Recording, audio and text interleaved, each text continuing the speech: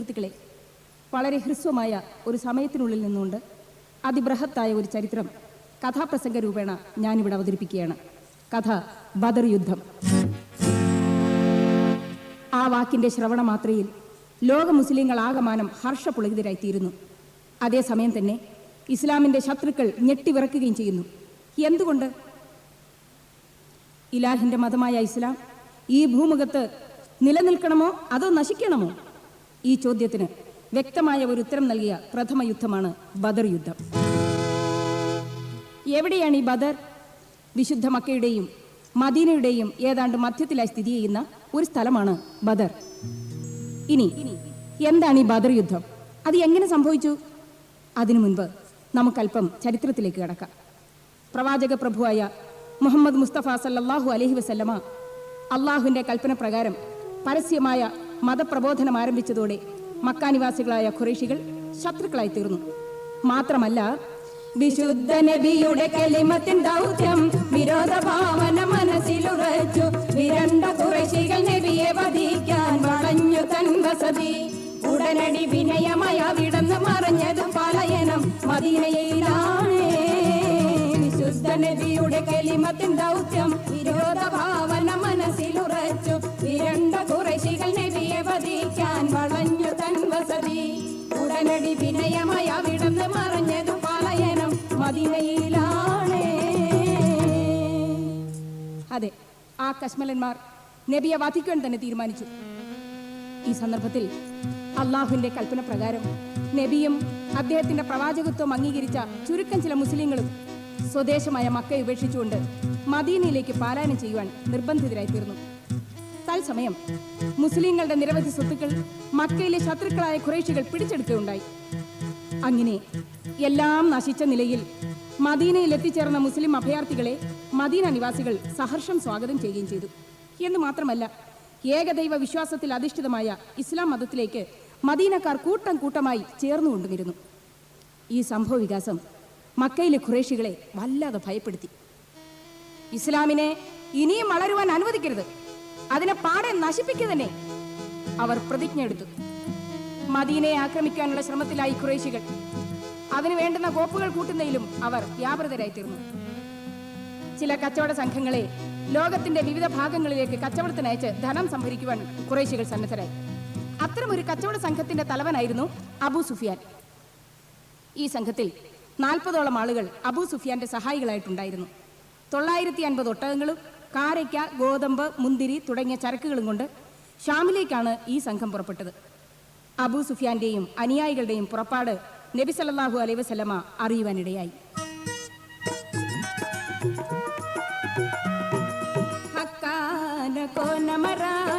Macaw വിട്ട് നബി പക്കാ മദീന തണവായി. ആരേതുമെത്തിടുക കിരാറുമൊത്ത ശഹബാരാൽ പൊറുത്ത പിറകെ. അക്കാന കോനമറാൽ മക്കാവ് വിട്ട് നബി പക്കാ മദീന തണവായി. ആരേതുമെത്തിടുക കിരാറുമൊത്ത ശഹബാരാൽ പൊറുത്ത പിറകെ.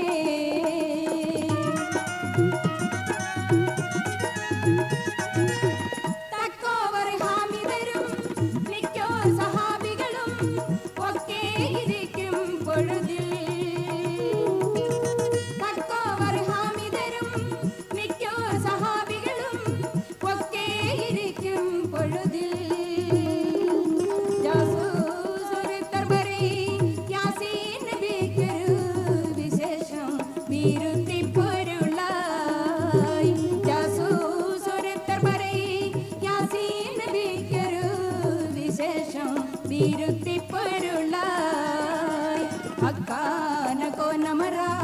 മക്കാവ് വിട്ട് നബി പക്കാ മദീന തണവായി. ആരേതുമെത്തിടുക കിരാറുമൊത്ത ശഹബാരാൽ പൊറുത്ത പിറകെ. മുസ്ലിങ്ങളിൽ നിന്നും പിടിച്ചെടുത്ത സ്വത്തുക്കൾക്ക് പകരമായി ഖുറൈശി കച്ചവടക്കാരുടെ മുതലുകൾ പിടിച്ചെടുക്കുവാനും അവ ധർമ്മ ഖജാനയിൽ ചേർക്കുവാനും നബി തിരുമേനി സല്ലല്ലാഹു അലൈഹി വസല്ലമ തീരുമാനിച്ചു. മക്കയിൽ നിന്ന് ഷാമിലേക്ക് പോകുന്ന കച്ചവടക്കാർ മുൻ പറഞ്ഞ ബദറിൽ വെച്ചായിരിക്കും വഴിത്തിരിവിനെ അഭിമുഖീകരിക്കുക. അതുകൊണ്ട് അബു സുഫിയാനെയും കൂട്ടരെയും ബദറിൽ വെച്ച് നേരിടാമെന്ന പ്രതീക്ഷയോടെ നബി തിരുമേനി കുറെ സഹാബാക്കളെയും കൂട്ടി അവിടേക്ക് പുറപ്പെട്ടു. എന്നാൽ ഉശൈറത്ത് എന്ന സ്ഥലത്തെത്തിയപ്പോൾ അബു സുഫിയാനും സംഘവും ഷാമിലേക്ക് കടന്നു കഴിഞ്ഞതായ വിവരം ഗ്രഹിക്കുകയാൽ മടങ്ങേണ്ടതായി വന്നു.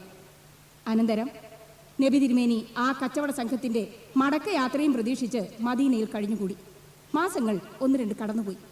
ഒരു ദിവസം ജിബ്രീൽ അലൈഹിസ്സലാം നബി സല്ലല്ലാഹു അലൈഹി വസല്ലമയുടെ മുൻപിലെത്തുകയും ആ സന്തോഷ വാർത്ത അറിയിക്കുകയും ചെയ്തു. അണവാക്കി റൂഹുൽ അമീൻ തൻമൊഴിയാൽ അമ്പൻ പുകഴ്ത്തിയ ഖൈറുൽ ബറായ തുണയാർ അബൂ സുഫിയാനും ബൈറ ചുമകളും ശാമീന്ന് മാരും നുസൈറ തനിയോനരുളുങ്കൾ താമും സഹാബ തരത്താലിലൈഹിം സുർഅത്തിൽ പോവാൻ തണി ചെയ്യും താഹാവിലേകലും കൂറി താവൂസുലം ലാ കുശർ തണ്ടമേറി.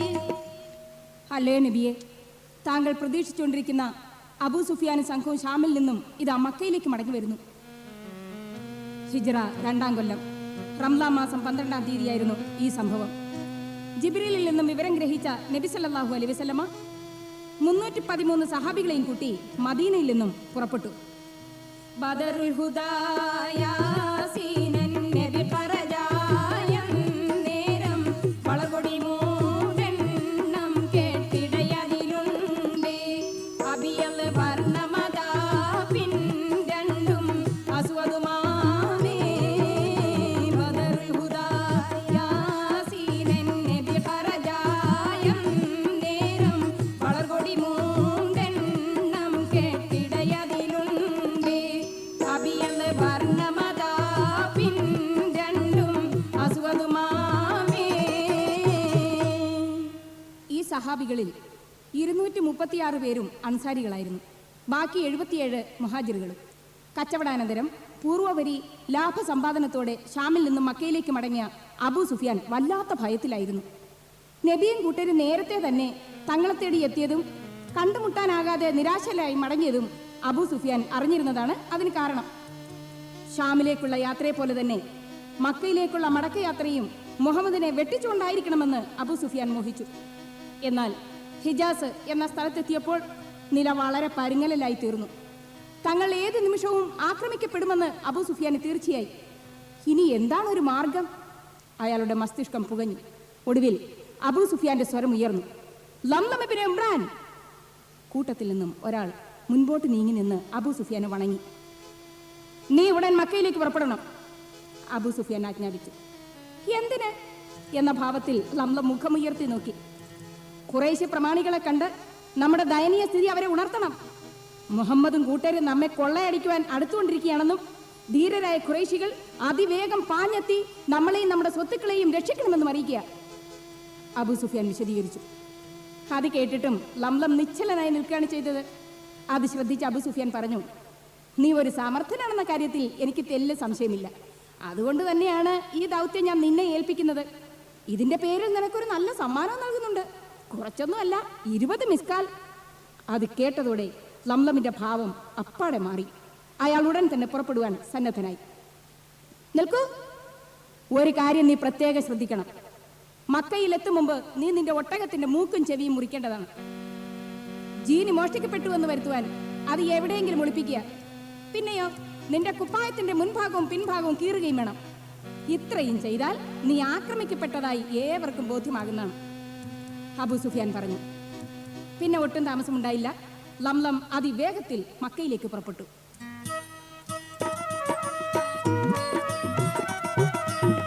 ഉളരിടയിലംലം മുന്നകത്തേറി നടക്കുന്നേ ഉമ്മൽ കൂറവിൽ അണയും 3 ദിനം മുന്നേ. ഉളരിടയിലംലം മുന്നകത്തേറി നടക്കുന്നേ ഉമ്മൽ കൂറവിൽ അണയും 3 ദിനം മുന്നേ. ലംലമിന്റെ ഒട്ടകം മക്കയെ ലക്ഷ്യമാക്കി പാഞ്ഞുകൊണ്ടിരിക്കുമ്പോൾ മക്കയുടെ മണ്ണിൽ ഒരു പുതിയ സംഭവം നാമ്പെടുക്കുകയായിരുന്നു.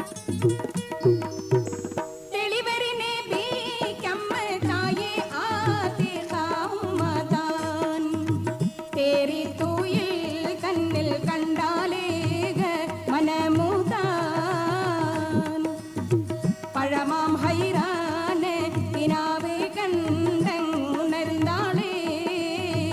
പകലിൽ അബ്ബാസ് വരുത്തി ചേതി മൊഴിന്താളേ.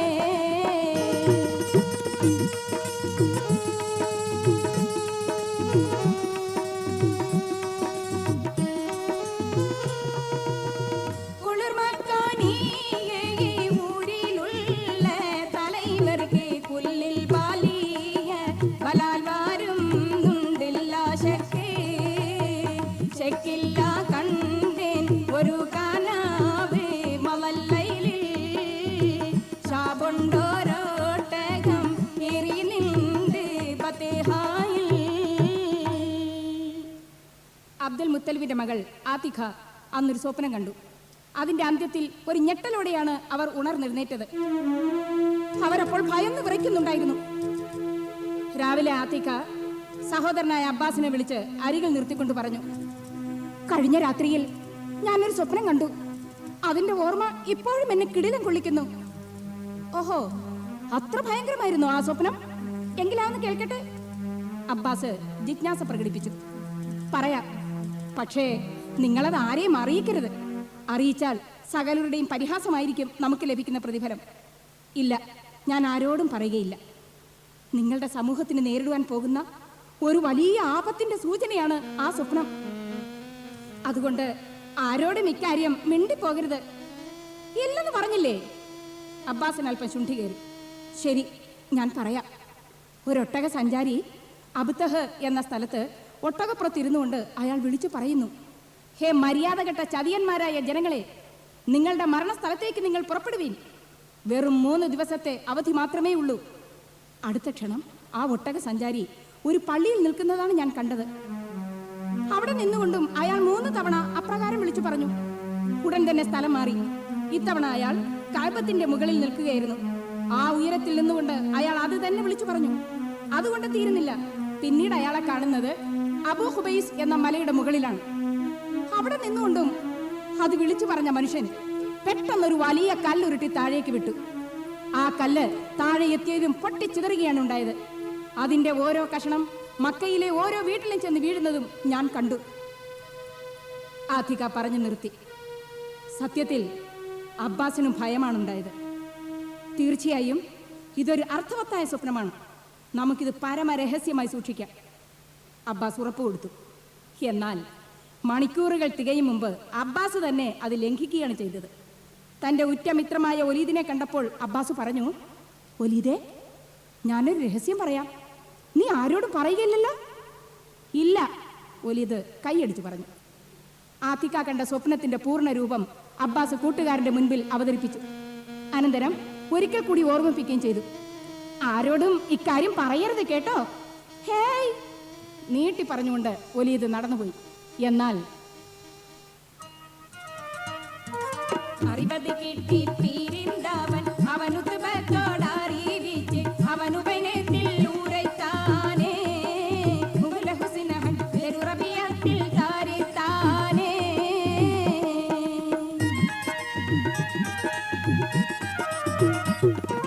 തെരിപകമെത്തോ നാവൻ ചെണ്ട് അബുജഹലോടി കഥാബിണ്ട് അവൻ താനേലും താനേ കുറശികളനതിൽ പരസ്യമായിട്ടറിന്താനേ. പിതാവായ ഉതുബത്തിന്റെ മുൻപിലേക്കാണ് ഒലീദ് ചെന്നത്. അബ്ബാസ് പറഞ്ഞ സ്വപ്ന വിവരം ഒലീദ് അപ്പോൾ തന്നെ പിതാവിനെ അറിയിച്ചു. എന്തിനേറെ പറയുന്നു, അന്ന് അർക്കൻ അസ്തമിക്ക് മുമ്പ് തന്നെ ആ സ്വപ്ന രഹസ്യം മക്കയിലെങ്ങും പരസ്യമായി കഴിഞ്ഞിരുന്നു. പിറ്റേന്ന് രാവിലെ അബ്ബാസ് കഅബ പ്രദക്ഷിണത്തിനായി പോകുമ്പോൾ ചെയ്യാൻ കാടന്തപ്പോൾ അബുൽ ഹകമും മാറ്റാരികോരും സഭശുശലിട്ടിങ്കിരിപ്പാരോ കനകുട കഥകൾ കരമതി ചൊല്ലി ചിരിപ്പാരോ.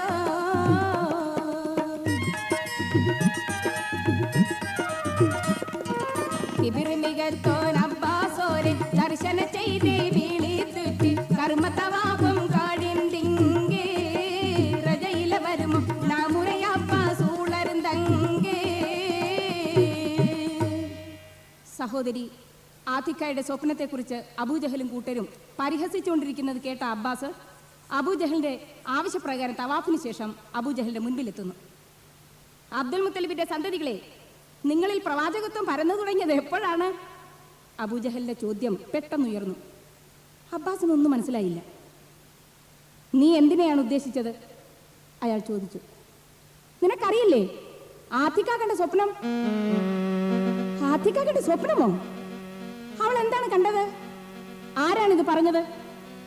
ഓഹോ, നീ ഒന്നും അറിഞ്ഞില്ല അല്ലേ? പുരുഷന്മാരായ നബിമാരെ കൊണ്ട് മാത്രം നിങ്ങൾക്ക് തൃപ്തിയാവില്ല അല്ലേ? സ്ത്രീകളിൽ നിന്ന് കൂടി നബിമാർ വേണമെന്നുണ്ടോ? എന്തൊരു വ്യാമോഹം!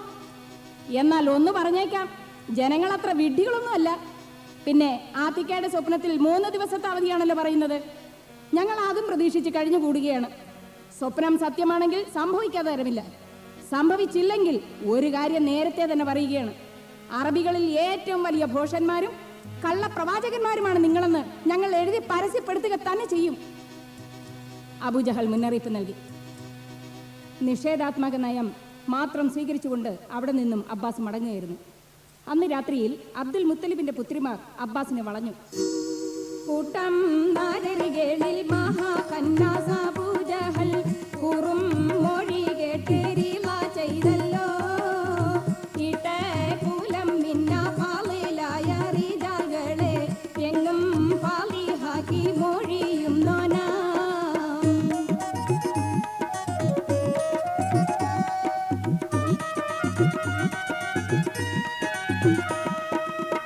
എങ്കും ചൂടി പൊങ്കും മാനു സിംഗപ്പൂലി ഹംസ ഹരിദാവർ ദൈവ പാതിക്ക് പോയേ. തങ്ക താരുൾ സഹമാണി മകൻ താമൈ കൂടെ താനം ഗജമാനം മദീനത്തിൽ പോ. അവർ പരാതിപ്പെടുകയായിരുന്നു. പുരുഷന്മാരെ മുഴുവനും പരിഹസിച്ചുകൊണ്ട് നടക്കുവാൻ ദുഷ്ടനായ അബൂജഹലിനെ നിങ്ങൾ അനുവദിച്ചിരുന്നു. ഇപ്പോഴിതാ സ്ത്രീകളെയും ആ നീചൻ പരിഹസിച്ചു തുടങ്ങിയിരിക്കുന്നു. അവനോട് ചോദിക്കാൻ ചുണയുള്ള ആണുങ്ങൾ ഇന്നിവിടെ ഇല്ലാതായിപ്പോയി. ധീരസിംഹമായ ഹംസത്തും വീരപുലിയലിയും മറ്റും പ്രവാചകന്റെ കൂടെ മദീനയിലേക്ക് പോയത് ഞങ്ങളുടെ ദുര്യോഗം തന്നെ. അബൂജഹലിന്റെ ഭത്സനങ്ങളൊക്കെ ശ്രവിച്ചുകൊണ്ട് നിങ്ങൾ മിണ്ടാതെ മടങ്ങിയല്ലേ ചെയ്തത്? എന്നാൽ ഒരു കാര്യം പറഞ്ഞേക്കാം, ഞങ്ങൾ സ്ത്രീകൾ അടഞ്ഞൊതുങ്ങി കഴിയുന്നവർ തന്നെ. നിങ്ങൾക്കാവില്ലെങ്കിൽ ഞങ്ങൾക്കറിയാം ആ നീചനോട് പകരം ചോദിക്കുവാൻ. ആ സ്ത്രീകൾ അബ്ബാസിന് നേരെ ചീറുകയായിരുന്നു. നിങ്ങൾ പറഞ്ഞത് മുഴുവനും ഞാൻ സമ്മതിച്ചിരിക്കുന്നു. ഒപ്പം നിങ്ങളൊരു കാര്യം ഞാൻ അറിയിക്കുകയാണ്. എൻ്റെ ഭാവപ്പാർച്ച കണ്ടതിൽ പിന്നെ അവൻ ഒന്നും പറയുകയുണ്ടായില്ല. എങ്കിലും നാളെ തന്നെ ഞാൻ ഇതിന് പകരം ചോദിക്കാം. നിങ്ങൾ എല്ലാവരും തൽക്കാലം ഒന്ന് ക്ഷമിക്കൂ. അബ്ബാസിന്റെ അഭ്യർത്ഥന സ്ത്രീകൾ സ്വീകരിച്ചു. അടുത്ത ദിവസം രാവിലെ തന്നെ അബ്ബാസ് അബൂജഹലിനെ നേരിട്ടു. അബ്ബാസിന്റെ രോഷഭാവം കണ്ടപ്പോൾ അബൂജഹലിന് ഭയമായി. പെട്ടെന്ന് അയാൾ ഓട്ടം ആരംഭിച്ചു. അബ്ബാസ് പിന്നാലെ ഓടി. ഇത്തരണത്തിൽ അടുത്ത മലമുകളിൽ ഒരു ശബ്ദം കേട്ടു. പെട്ടേ കൂബൈസിൻ പാകിട്ടിന്നോരട്ടാതി പിട്ടതും തൊമ്പുതാൻ ഇത്തമ്പതൈ തിരുഹസ്തം ശിരസിനിൽ ദത്തി വിളി തുറൈതാൻ ഇട്ടമേദിക്കുകളൊക്കെയിൽ മുക്കിയ മക്കയിൽ മിക്കവരെ തിങ്കലായുങ്ങൾക്ക് ഇറങ്ങിയ വൻപല സംഗീതം കേളുവിരേ. മുട്ടിയുമൈകളെ ഒട്ടകം പൊൻകളും പട്ടും പറിത്തിടുവാൻ മുന്തി മുഹമ്മദും തൻ തുണയാர்களுം വന്നിരിക്കും അറിവീ. മരമുകളിൽ മൂക്കും ചെവിയും മുറിക്കപ്പെട്ട ഒട്ടകപ്പുറത്തിരുന്നുകൊണ്ട് ലംലം വിളിച്ചു പറയുകയായിരുന്നു. മക്ക നിവാസികളെ, നിങ്ങളുടെ സ്വത്തുക്കളെ കൊള്ളയടിക്കുവാൻ മുഹമ്മദും കൂട്ടരും എത്തിയിരിക്കുന്നു. അതുകൊണ്ട് നിങ്ങളുടെ സഹായം അബൂ സുഫിയാന് വേഗം എത്തിക്കുക. ഇത് കാണുകയും കേൾക്കുകയും ചെയ്തപ്പോൾ അബൂജഹലും അബ്ബാസും സ്തബ്ധരായി നിന്നുപോയി. ഖുറൈശികളെ സംബന്ധിച്ചിടത്തോളം ഏറെ ദുസ്സഹമായിരുന്നു ആ വാർത്ത. അവരിൽ പലരും വിലപ്പെട്ട ചരക്കുകളും സ്വർണവും അബൂ സുഫിയാനെ ഏൽപ്പിച്ചിരുന്നു. അവ മുഴുവനും കൊള്ളയടിക്കപ്പെടാൻ പോവുകയാണത്രേ. ഉടൻ തന്നെ സകലരും പുറപ്പെടാൻ ഒരുങ്ങിക്കൊള്ളൂ. പ്രായപൂർത്തിയായ ഒരാളും മാറി നിന്നുകൂടാ. അഥവാ ആരെങ്കിലും ഒഴിയുവാൻ ആഗ്രഹിക്കുന്നെങ്കിൽ പകരം ആളെ അയക്കുക തന്നെ വേണം. അബൂജഹൽ പറഞ്ഞു. അതോടെ ഖുറൈശി പട സന്നദ്ധമാകുവാൻ തുടങ്ങി. ഇക്കാര്യത്തിൽ അമിതമായ വീറും വാശിയും ഓരോ ഖുറൈശി യുവാവിലും ദൃശ്യമായിരുന്നു. എന്നാൽ ചിലരാകട്ടെ മടിച്ചു നിന്നു. രോഗിയായ അബൂലഹബും അവരിൽ ഒരാളായിരുന്നു. തൻ്റെ കടക്കാരനായ ഒരാളെ പകരം നിയോഗിച്ചുകൊണ്ടാണ് അയാൾ പിന്മാറിയത്. മടിച്ചു നിന്നവരെ മുഴുവൻ ഉത്സാഹപ്പെടുത്തിക്കൊണ്ട് അബൂജഹലിന്റെ നേതൃത്വത്തിൽ 1000 പേരടങ്ങുന്ന പട സംഘടിപ്പിക്കുകയുണ്ടായി. 1000 കുതിരകൾ, 700 ഒട്ടകങ്ങൾ, ആയുധങ്ങൾ, അങ്ങനെ വേണ്ടതെല്ലാം എത്തപ്പെട്ടു. നേതാവായ അബൂജഹൽ വളരെ കാര്യമായ നിലയിൽ തന്നെ ഒരുങ്ങുവാൻ തുടങ്ങി.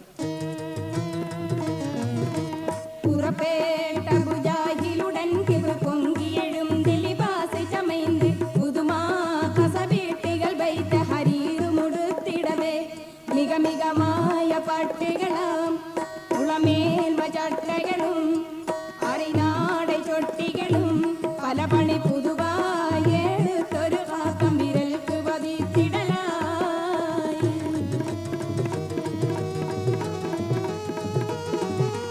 മറിയും സുവനം പല ജൗഹരും പെറ്റ് പതിത്തൊരു താജത് ചൂടി മനതിൽ കിബിറത്തിനയേറുവതത്തിനയും ചിതമായി പുനയവനാക വജ്രമാം ഒരു വാൾ കൈക്കകമേ നടുമേട വട്ടയുമേ അതിനകം മഹദേവകളൊക്കെ ഇതത്തിലെടുത്ത് മതിത്തിടവേ.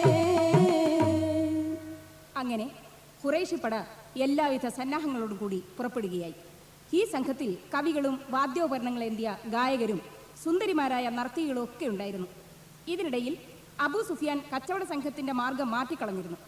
കടൽക്കരയിലൂടെ സംഘം മുന്നേറി അപകട മേഖലകൾ തരണം ചെയ്തു എന്ന് തോന്നിയപ്പോൾ അബൂ സുഫിയാൻ ഖുറൈശികളുടെ സമീപത്തേക്ക് ഒരു ദൂതനെ അയച്ചു. ഈ ദൂതൻ ഖുജ്നത്ത് എന്ന സ്ഥലത്ത് വെച്ച് ഖുറൈശികളെ കണ്ടുമുട്ടുകയും തന്റെ ദൗത്യം അവരെ അറിയിക്കുകയും ചെയ്തു. അബൂ സുഫിയാനും സംഘവും കുറുക്ക് വഴിയിലൂടെ രക്ഷാമാർഗത്തിലെത്തിയിരിക്കുന്നു. അതുകൊണ്ട് നിങ്ങൾ ഉടനെ മടക്കിക്കൊള്ളുക. സന്തോഷകരം തന്നെ. എന്നാൽ ഞങ്ങൾ ഉടനെ മടങ്ങുവാൻ ഉദ്ദേശിക്കുന്നേയില്ല, അബൂജഹൽ പറഞ്ഞു. ഏതായാലും ബദറിലെത്തട്ടെ. അവിടെ ഒരു 3 ദിവസം ഉല്ലാസകരമായി കഴിച്ചുകൂട്ടണം. ഒട്ടകങ്ങളെക്കൊന്ന് ഭക്ഷിച്ചും വേണ്ടുവോളം മദ്യപിച്ചും ആട്ടവും പാട്ടും ഒക്കെയായി അവിടെ ഒന്ന് വിലസണം. അവരുണ്ടല്ലോ ആ മുസ്ലിങ്ങൾ, ഞങ്ങളെ കണ്ട് ഉൾഭയത്തോടെ പിൻവാങ്ങുന്നത് ശരിക്കൊന്ന് കണ്ടിട്ടേ മടങ്ങുന്നുള്ളൂ. ഈ വിവരം അബൂ സുഫിയാൻ അറിയിച്ചേക്കൂ. ദൂതൻ മടങ്ങി. താമസിയാതെ അബൂജഹലും സൈന്യവും ഉദുവത്തുൽ കുസുവ എന്ന സ്ഥലത്ത് എത്തിച്ചേർന്നു. ഉദുവത്ത് എന്ന മലയുടെ മക്കയുടെ അടുത്ത ഭാഗമായിരുന്നു ഈ സ്ഥലം. അബൂജഹലും സൈന്യവും അവിടെ താവളമടിച്ചു. മുഹമ്മദ് നബിയുടെ അനുയായികൾ 313 പേരാണല്ലോ ഉണ്ടായിരുന്നത്. ഇവരിൽ 9 പേർ വിവിധ കാരണങ്ങളാൽ ഒഴിവാക്കപ്പെട്ടു. ശേഷിക്കുന്നവർക്കെല്ലാം കൂടി 8 വാളുകളും 9 അങ്കികളും മാത്രമാണ് ഉണ്ടായിരുന്നത്. ഒട്ടകങ്ങളോ വെറും 70, കുതിരകൾ 3. അധികം ആളുകളുടെയും യാത്ര ഒട്ടകത്തിന്മേലായിരുന്നു. ഓരോന്നിലും ഒന്നിലധികം പേർ കയറിക്കൂടി. നബിയോടൊപ്പം ഇരുന്നിരുന്നത് അലിയും മർസദുമായിരുന്നു. യാത്രാരംഭത്തിൽ നബി സല്ലല്ലാഹു അലൈഹി വസല്ലമ ഇങ്ങനെ പ്രാർത്ഥിച്ചു: ഞങ്ങളുടെ നാഥ, എൻ്റെ അനുയായികൾ നടക്കുന്നവരാണ്. അവർക്ക് നീ വാഹനം നൽകണമേ. അവർ വസ്ത്രമില്ലാത്തവരാണ്. നീ അവർക്ക് വസ്ത്രം നൽകണമേ. അവർ വിശന്നവരാണ്. അവർക്ക് നീ ഭക്ഷണം നൽകണമേ. അല്ലാഹുവേ, നിന്റെ സർവ്വ അനുഗ്രഹങ്ങളും എൻ്റെ അനുയായികൾക്കുണ്ടാകണമേ. അബൂ സുഫിയാനെയും കൂട്ടരെയും അന്വേഷിച്ചുകൊണ്ട് തന്നെ നബിയും സഹാബാക്കളും പല പ്രദേശങ്ങളും കടന്ന് സജ് എന്ന സ്ഥലത്ത് എത്തിച്ചേർന്നു. ഇവിടെ വെച്ച് അബൂ സുഫിയാനെ സംബന്ധിക്കുന്ന നേരിയ ഒരു വിവരം നബിക്ക് ലഭിക്കുകയുണ്ടായി. ഷാമിൽ നിന്ന് മടങ്ങിയ അബൂ സുഫിയാൻ അതുവഴി കടന്നു പോയതായിരുന്നു. ഇവിടെ നിന്ന് തന്നെ മറ്റൊരു വിവരം കൂടി നബി ഊഹിച്ചറിഞ്ഞു. ഖുറൈശികൾ യുദ്ധസന്നദ്ധരായി പുറപ്പെട്ട വിവരമായിരുന്നു അത്. എന്നാൽ നബി സല്ലല്ലാഹു അലൈഹി വസല്ലമ ആ വിവരം പുറത്തുവിട്ടില്ല. യാത്ര തുടർന്നു. ബസ്രയിൽ എത്തിച്ചേർന്ന നബി സല്ലല്ലാഹു അലൈഹി വസല്ലമ സായിറത്ത് ഗോത്രത്തലവനായ ബസ്ബസിനെയും ബനുൻ നജ്ജാർ ഗോത്രത്തലവനായ ഉബയ്യിനെയും അന്വേഷണാർത്ഥം ബദറിലേക്ക് അയച്ചു. അന്വേഷകരായ സഹാബികൾ ബദറിനടുക്കലെത്തുകയും അവിടെ കണ്ട ഒരു കിണറ്റിൽ നിന്നും വെള്ളം എടുത്തുകൊണ്ടിരിക്കുമ്പോൾ 2 സ്ത്രീകൾ തമ്മിലുള്ള തർക്കം കേൾക്കുവാനിട വരികയും ചെയ്തു. അടിപെട്ടി കൊത്തി പീഡിത്താരോ അനൈതാലിയും മാലയറുത്താരോ പിടിപെട്ട് സിന്നും കാടിത്താരോ വിച്ച ചട്ടയും കീറപ്പെടുത്താരോ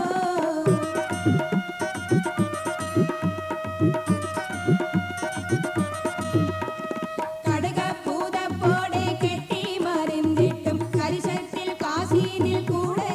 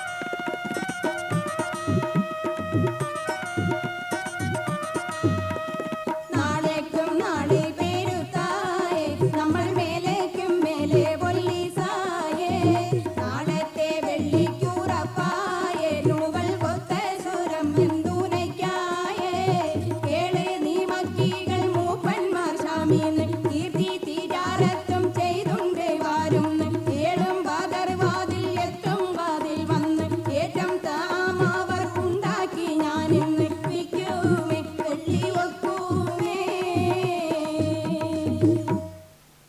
സ്ത്രീകളുടെ ആ വഴക്കിൽ നിന്നും അബൂ സുഫിയാനും സംഘവും 2 ദിവസത്തിനകം ആ സ്ഥലത്ത് എത്തിച്ചേരുമെന്ന കാര്യം ബസുബസത്തിനും ഉബയ്യനും മനസ്സിലാക്കുവാൻ കഴിഞ്ഞു. സഹാബികൾ ഉടൻ തന്നെ ഒട്ടകപ്പുറത്ത് കയറി മടങ്ങുകയായി.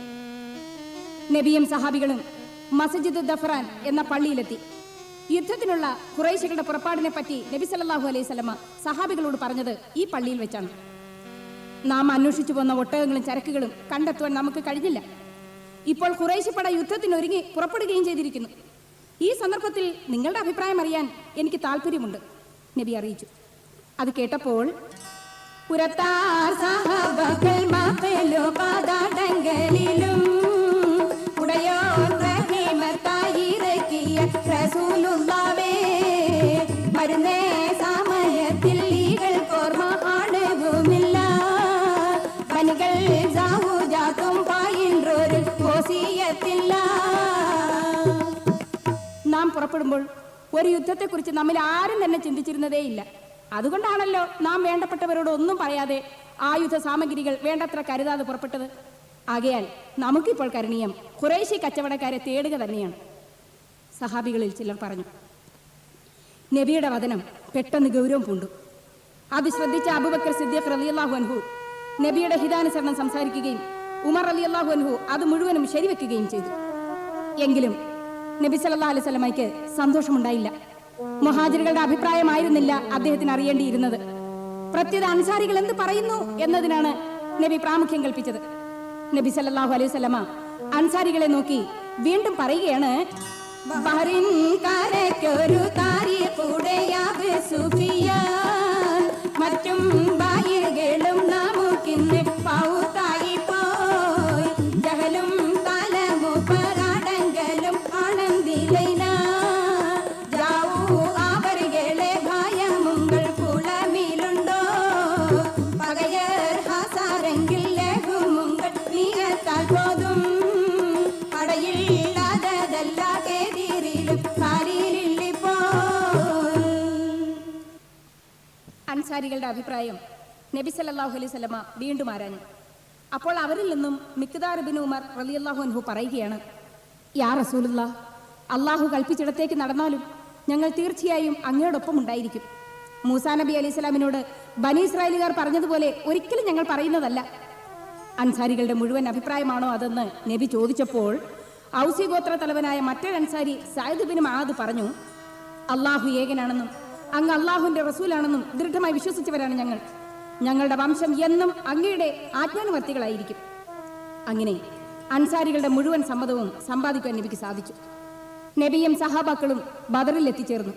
അനന്തരം നബിയും അബൂബക്കർ സിദ്ദീഖ് റളിയല്ലാഹു അൻഹുവും കൂടി ഒട്ടകപ്പുറത്ത് കയറി യാത്ര ചെയ്തു. വഴിയിൽ ഒരു വൃദ്ധനെ അവർ കണ്ടുമുട്ടി. കുവടി ബദർവാദി കഖറബം ദുബത്ത് ദനത്തെ ചിന്താരോ ഇരുന്താർ കൂടെ സിദ്ദീഖും നബിയും നേടിൽ കേറി നാടി നടന്നാരോ ഉവനിയിൽ ബത്തി സുഫിയാൻ അറബി നയൻ കൊണ്ടുരൈത്താരോ ഉമൈമുൻ പറവീനതു കേമൈകൾ പദനി സുൽഗുൽ കൂറാമെണ്ടുറ്റാരോ. സുഫിയാൻ എന്ന ആ വൃദ്ധൻ ചോദിച്ചു, ഈ പറഞ്ഞതിൽ വ്യത്യാസം വരുത്തുമോ? ഒരിക്കലുമില്ല, നബി സല്ലല്ലാഹു അലൈഹി വസല്ലമ പറഞ്ഞു. എങ്കിൽ പറയാം, കേട്ടോളൂ. മുഹമ്മദും അനുയായികളും റംലാൻ 12 മദീനയിൽ നിന്നും പുറപ്പെട്ടതായി കേട്ടു. അത് ശരിയാണെങ്കിൽ ഇപ്പോൾ ബദറിൽ എത്തിയിരിക്കണം. എന്നതുപോലെ തന്നെ ഖുറൈശികളും പുറപ്പെട്ട തീയതി വെച്ച് നോക്കുമ്പോൾ ബദറിൽ എത്തിയിരിക്കും. ഇനി നിങ്ങൾ ആരാണെന്ന് പറയൂ, വൃദ്ധൻ ആവശ്യപ്പെട്ടു.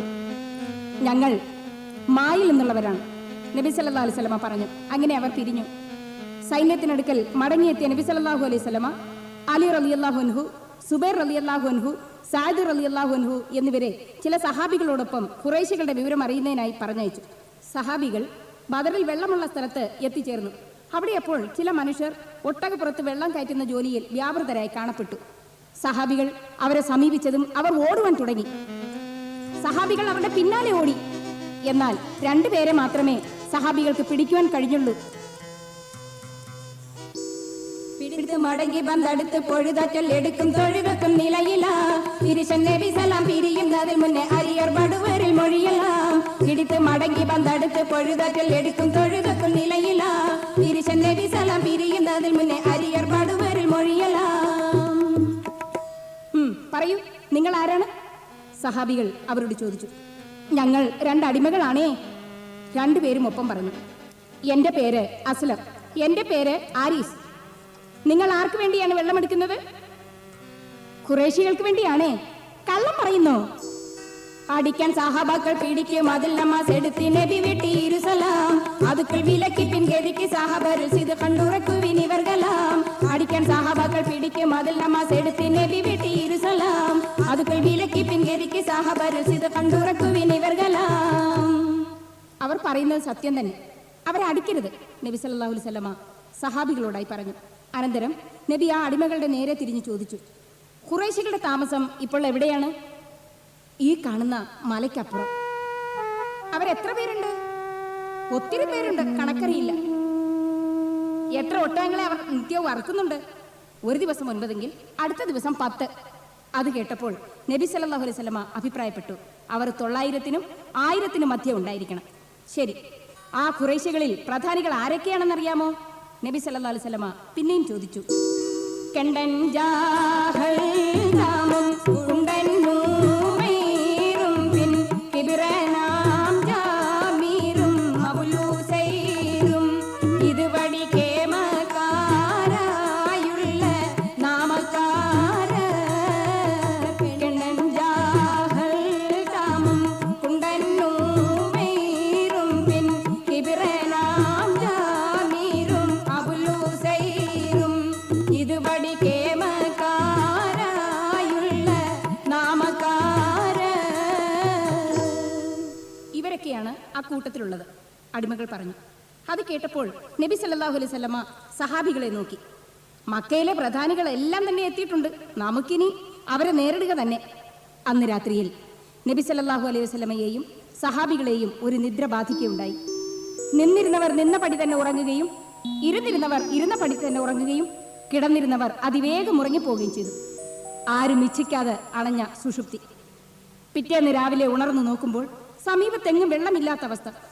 ഓരോരുത്തർക്കും വെള്ളം അത്യാവശ്യമാണ് താനും. ഈ സ്ഥിതിയിൽ എല്ലാവരും ദുഃഖിച്ചു. ഒടുവിൽ ആ ദുഃഖം നബിയുടെ മുൻപിലെത്തി. നബി ഉടൻ തന്നെ അല്ലാഹുവിനോട് പ്രാർത്ഥിച്ചു. അതിന്റെ അന്ത്യത്തിൽ മഴ തകർത്തു പെയ്യുവാൻ തുടങ്ങി.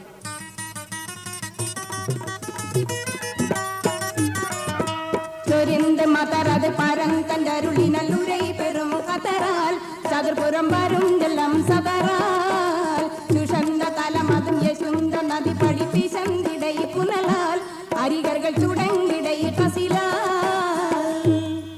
സഹാബികൾ സന്തുഷ്ടരായി. അവർ കുഴികൾ ഉണ്ടാക്കി വെള്ളം ശേഖരിച്ചു. അതോടെ അവരുടെ പ്രയാസങ്ങൾ ഒട്ടുമുക്കാലും പരിഹരിക്കപ്പെട്ടു എന്ന് തന്നെ പറയാം. മാത്രമല്ല,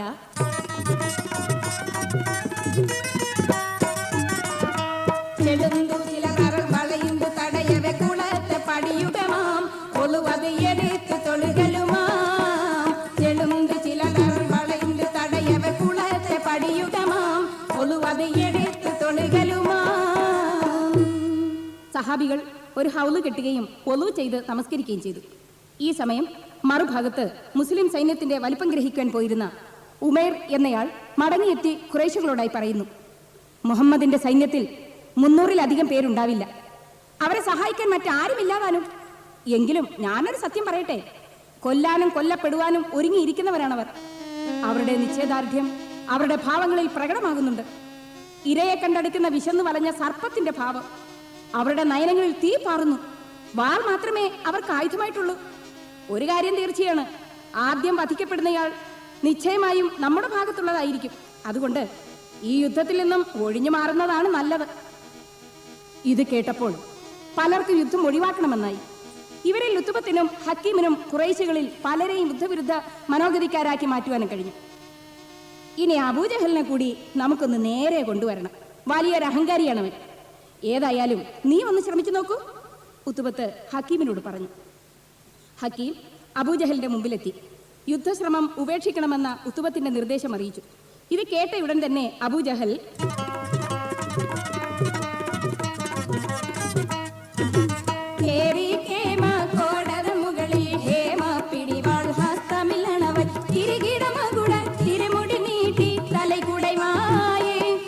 விலகிரகித பரிசை செய்பு பரத்தி திருளர்பாயே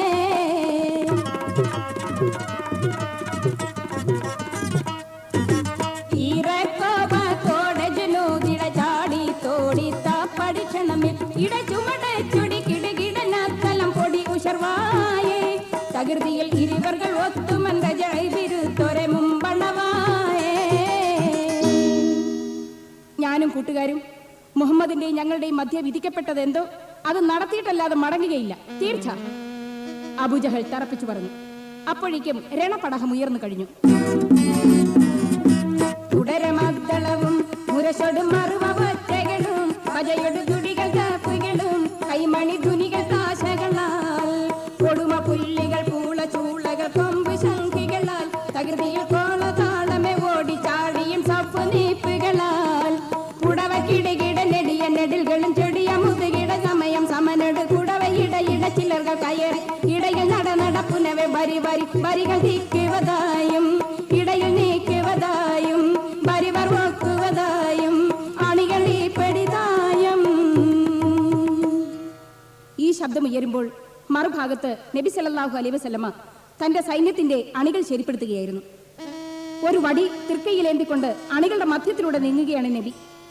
അണിയിൽ നിന്നും കുറച്ച് മുന്നോട്ട് കയറി നിൽക്കുന്ന സവാദ് എന്ന സഹാബി പെട്ടെന്ന് നബിയുടെ ദൃഷ്ടിയിൽപ്പെട്ടു. സവാദേ, അണിയിൽ ശരിക്കും നിൽക്കൂ എന്ന് പറഞ്ഞുകൊണ്ട് നബി സല്ലല്ലാഹു അലൈഹി വസല്ലമ കയ്യിലിരുന്ന വടികൊണ്ട് സവാദിന്റെ വയറ്റിൽ മെല്ലെ ഒന്ന് കുത്തി. യാ റസൂലുള്ളാഹ്, അങ്ങ് എന്നെ വേദനിപ്പിച്ചു, എനിക്കതിൽ പരാതിയുണ്ട്. സവാദ് ഉടൻ തന്നെ പറഞ്ഞു.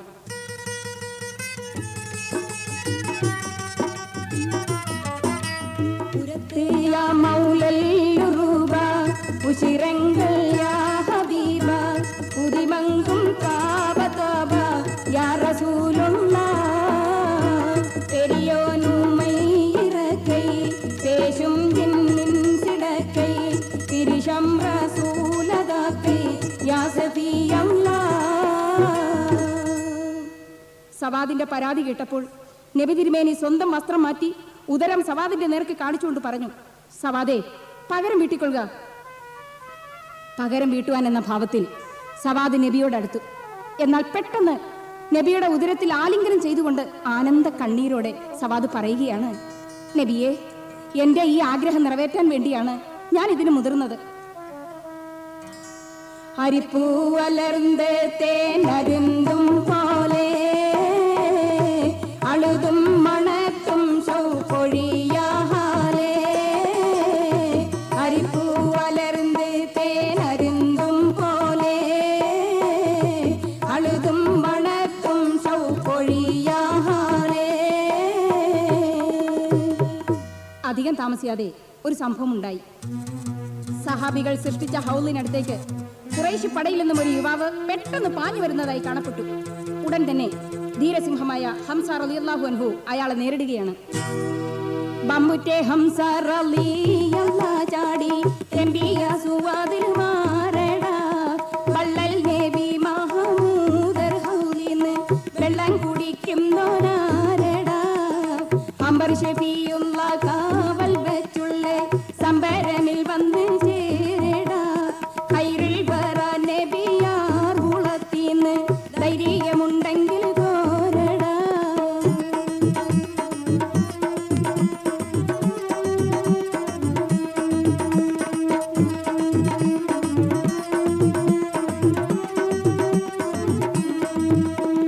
പമ്പന്മാരുണ്ടെങ്കിൽ ഞാനൊന്ന് കാണട്ടെ വന്നിവിലത്തോടെ വെള്ളം കുടിക്കട്ടെ തുമ്പിക്ക് മാമാദം കൊട്ടിയുണമട്ടെ കൂറിയ വാക്കിനെ കേട്ട് താരിപ്പെട്ടെ സംസാരിക സാരിക പാമഗരി ലിംഗാരി മകരിക ജഗുന്തക ദിം ദിം ദിം കിൻ കിൻ കിണജങ്കൻ കുളകങ്കളും താളം തരികിട ജനുദത്ത തിമികളി കൊണ്ടാനേ.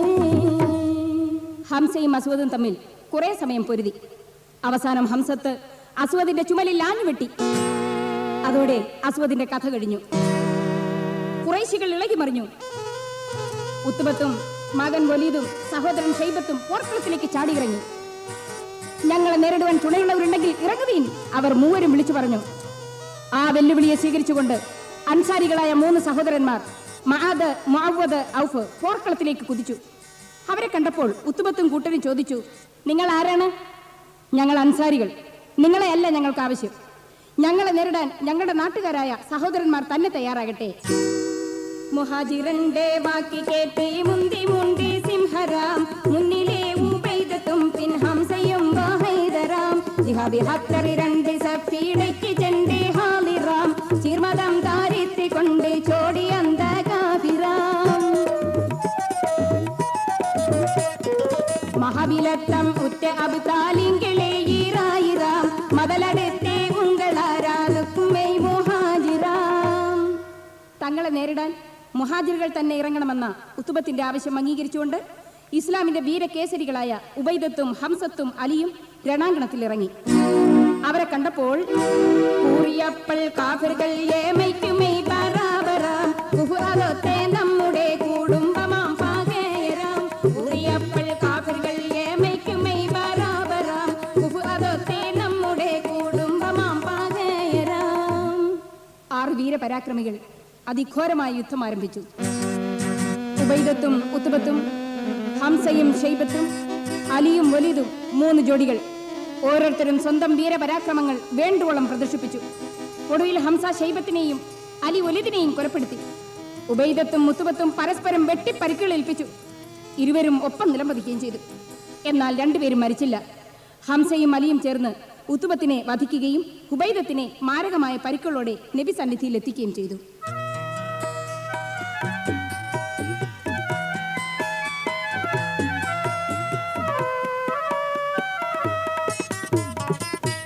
വെഞ്ചക്കളം വിട്ട് തിരിന്തോന്നാനേ,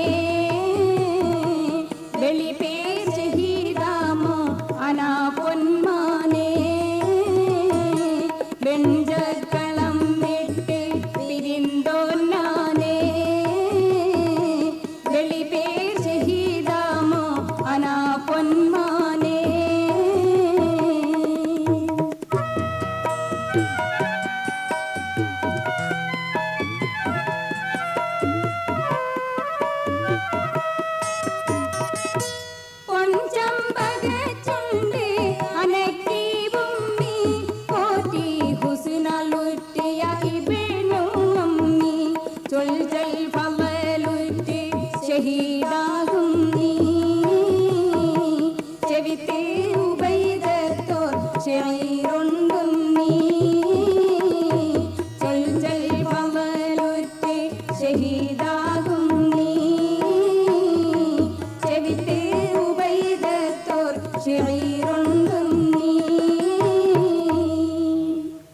യുദ്ധക്കളത്തിൽ വെച്ച് മരിച്ച് ഷഹീദാകത്തിന്റെ ദുഃഖമായിരുന്നു ഉബൈദത്തിന്. എന്നാൽ അതിൻ്റെതായ പ്രതിഫലം പ്രവാചകനാൽ വാഗ്ദത്തം ചെയ്യപ്പെട്ടു. യുദ്ധാനന്തരം മടക്കയാത്രയിൽ സഫ്ര എന്ന സ്ഥലത്ത് വെച്ച് ഉബൈദത്ത് ഷഹീദായത്. അവിടെ തന്നെ ആ വീരപുരുഷനെ ഖബറടക്കുകയുണ്ടായി. 3 ഖുറൈശികളുടെ മരണം ഖുറൈശി പടയെ കൂടുതൽ രോഷാകുലരാക്കി. അവരൊന്നടങ്കം രണഭൂമിയിലേക്ക് കുതിച്ചിറങ്ങി. മറുഭാഗത്ത് ആൾക്കാരുടെ എണ്ണം കുറവായിരുന്നെങ്കിലും ആരും പിന്നോട്ടായിരുന്നില്ല. ആയുധക്കുറവും അവർക്കൊരു പ്രശ്നമേ ആയിരുന്നില്ല. ധീരധീരം പോരാടിക്കൊണ്ട് അവരും മുന്നേറി. പ്രിയ ശ്രോതാക്കളെ, സമയക്കുറവുകൊണ്ട് ഞാൻ വളരെ ചുരുക്കുകയാണ്. ഇസ്ലാമിനെ തഴുകിയവരും ഇസ്ലാമിന്റെ ശത്രുക്കളും തമ്മിൽ നടന്ന ആദ്യത്തെ പോരാട്ടമായിരുന്നു ബദറിന്റെ വീരന്മാരിൽ നടന്നത്. 1000 പേരടങ്ങുന്ന ശത്രുപക്ഷവും 300 മേൽ വരുന്ന മുസ്ലിം പക്ഷവും കനത്ത പോരാട്ടം തന്നെ നടന്നു. ഈ യുദ്ധത്തിൽ 70 പേരാണ് ശത്രുപക്ഷത്ത് വധിക്കപ്പെട്ടത്. അബൂജഹൽ ഉൾപ്പെടെ പല ഖുറൈശി പ്രധാനികളും അവരിൽപ്പെടുന്നു. 70 ഖുറൈശികൾ തടവുകാരായി പിടിക്കപ്പെട്ടു. ശേഷിക്കുന്നവർ ജീവനും കൊണ്ട് പാലായനം ചെയ്തു. മുസ്ലിം സൈന്യത്തിൽ 14 സഹാബികൾ രക്തസാക്ഷികളായി തീർന്നു. 6 അൻസാരികളും 8 മുഹാജിറുകളും. ഇസ്ലാമിന് വേണ്ടി പോരാടി വീരമൃത്യു വരിച്ച ആ ധീര സേനാനികളുടെ പാവന സ്മരണയ്ക്ക് മുൻപിൽ ആദരാജ്ഞലികൾ അർപ്പിച്ചുകൊണ്ട് ഞാൻ തൽക്കാലം വിരമിക്കട്ടെ.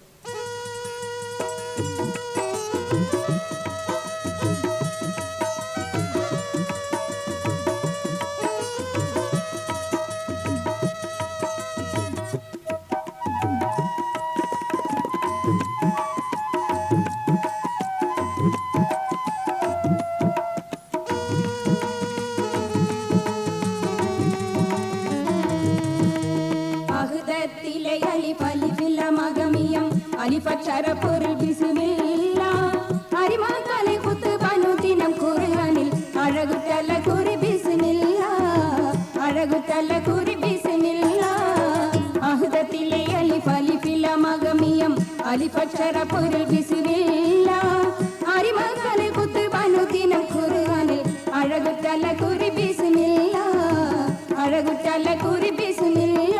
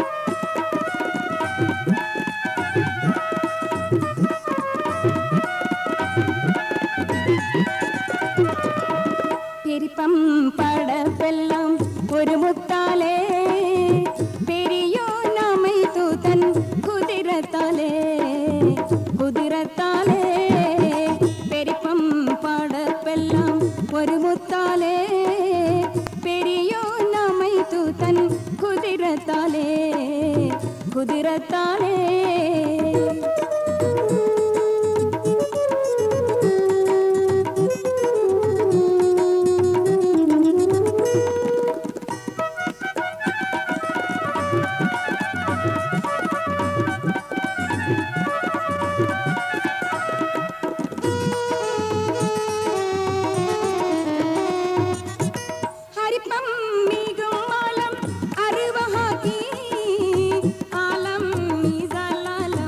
അജ്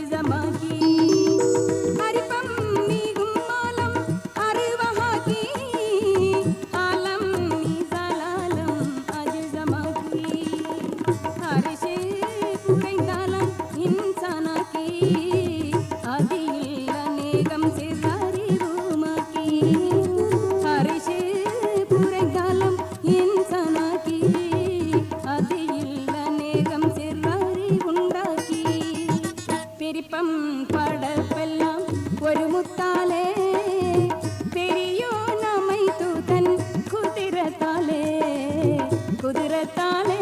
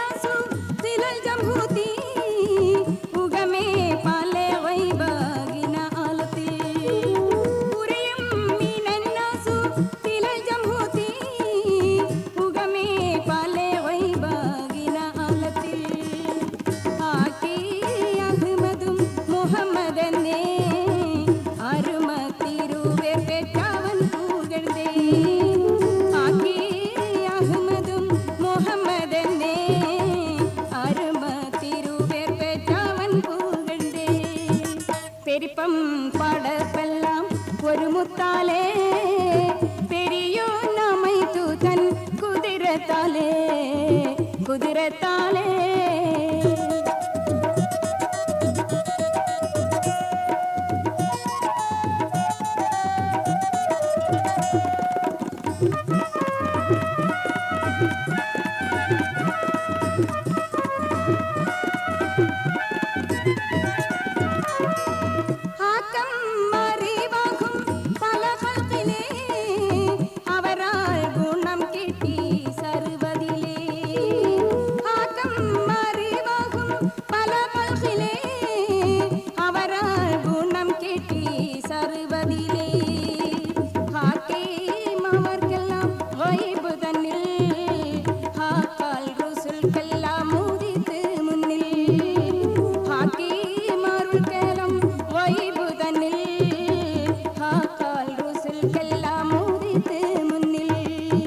പെരിപ്പം പടപ്പെല്ലാം ഒരു മുത്താലേ